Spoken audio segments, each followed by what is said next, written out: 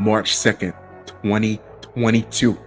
Halfcast 253, episode 253. Let's go. Of course, I have a few things to share with you guys. An evening of reflection. Shall we?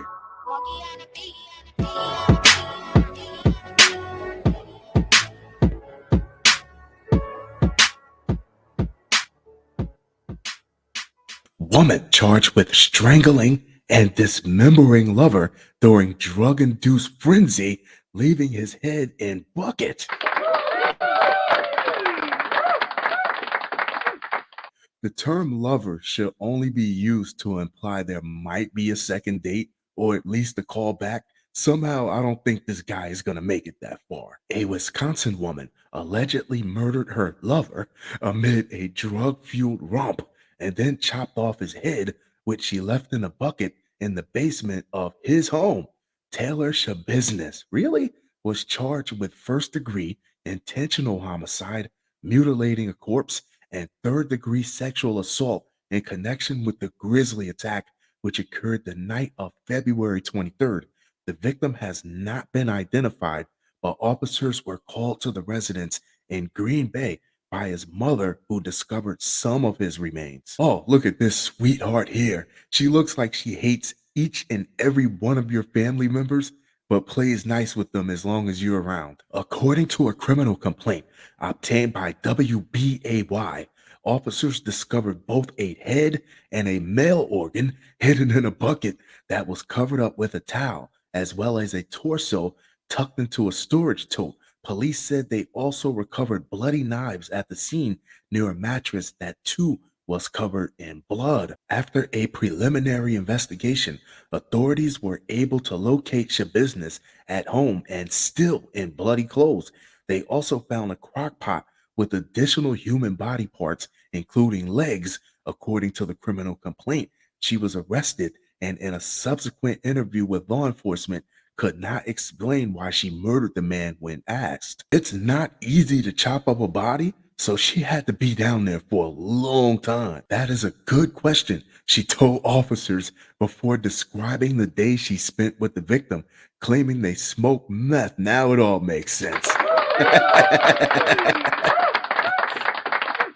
For hours before she strangled him to death during a sex session that also incorporated chains, because all things are possible through methamphetamine. Schabusiness added that she didn't mean to kill the man, but said that she liked strangling him, so she didn't stop. And you know what? All the way up until that last second, he was having the time of his life. Oh, she rocked my world. Schabusiness also told investigators they were going to have fun trying to find all of the organs, explaining that she used the bread knife from the kitchen to cut up his body. She's currently being held on $2 million bond.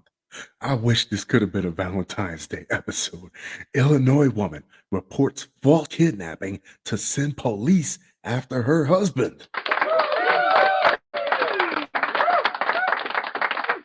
I can see her now. There's no such thing as a 6-hour haircut. There's no such thing as a 6-hour haircut. There's no such thing as a 6-hour haircut. Illinois State Police say Sherelle Story, 28, reported a false kidnapping to send police after her husband.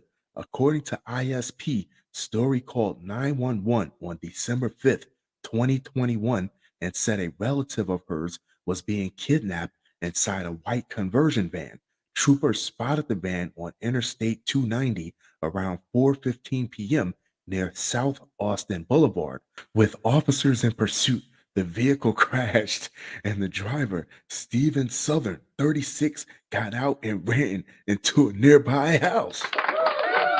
He thought they were going to kill him. Why are they chasing me?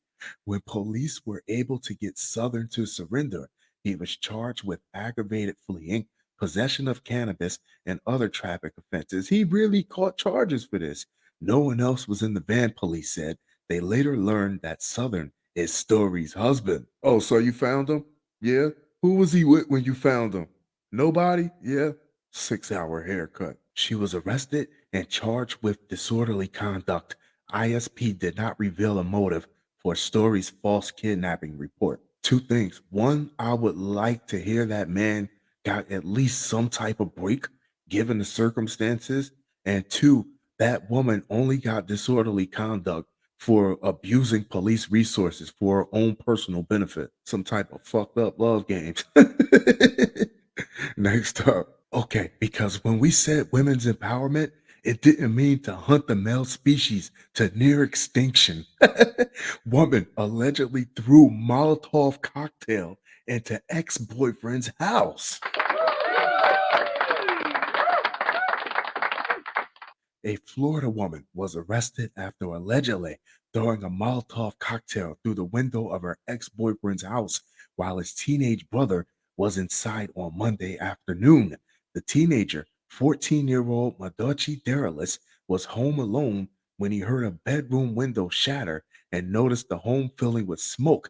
WBBH TV reported he told police that a Molotov cocktail was thrown through the window. Because all is fair in love and guerrilla war, a Molotov cocktail is a small, homemade firebomb that is typically cheap and small enough to be thrown with one hand. The first recorded use was during the Spanish Civil War, but Molotov cocktails are still used in modern warfare.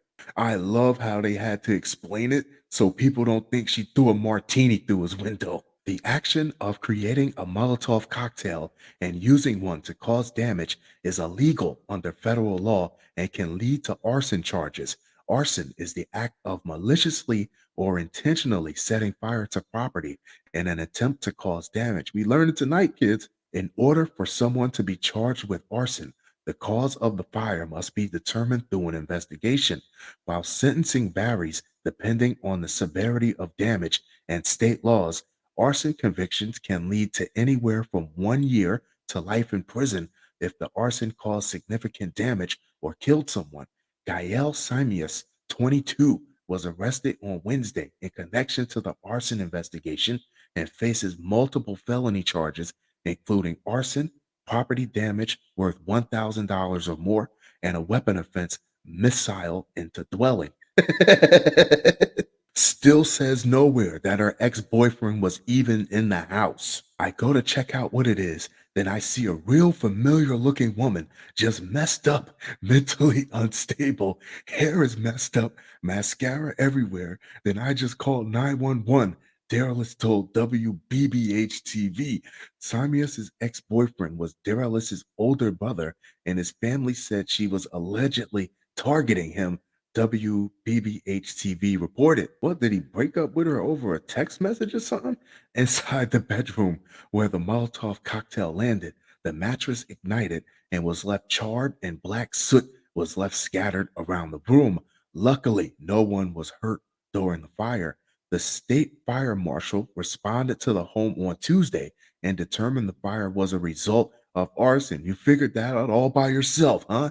During the following days, Lee County Police were able to gather sufficient details to arrest Simius. Peep game, because nowhere in this article do you hear anything about the ex-boyfriend's whereabouts or him giving a statement or anything. He was out doing him. As you should have been doing you, sweetheart. On Wednesday morning, Public Information Officer Nestor Montoya stated that the investigation revealed Simius threw a water bottle filled with an accelerant into the bedroom through a window. Sheriff Carmine Marcino, as you all know, has absolutely zero tolerance for anyone who commits crime in Lee County. Montoya said, those who do eventually at some point, our detectives will catch up to you and you will face justice. JetBlue pilot allegedly failed breathalyzer after he was removed from plane. I mean, I just have to be sober to land the plane. While I'm in the air, it flies itself. Flight attendant, please fix me up one of those Molotov cocktails. A JetBlue pilot blew over twice the legal driving limit. I'm not driving, I'm flying. Limit on a breathalyzer test after he was removed from a plane in Buffalo on Wednesday morning. The Niagara Frontier Transportation Authority confirmed to CBS News in a statement. James Clifton, 52, was arrested and could face federal charges, the transportation authority said. Clifton was passing through airport security at the Buffalo airport when a TSA agent noticed he may have been impaired. You smell like alcohol, buddy. The statement said the agent contacted airport police, who removed him from the cockpit of the Fort Lauderdale bound flight. He then blew 0.17 on a breathalyzer test, authorities said, which is more than twice the driving legal limit. Pilots are considered not fit to fly if their blood alcohol level is over 0.04, according to a brochure from the FAA. The Orlando, Florida man was taken into custody by airport police, the statement said. JetBlue said in a statement that it is aware of the incident and is cooperating with law enforcement as well as conducting its own internal investigation. JetBlue also said the person involved has been removed from his duties. Fun show, fun show, fun show.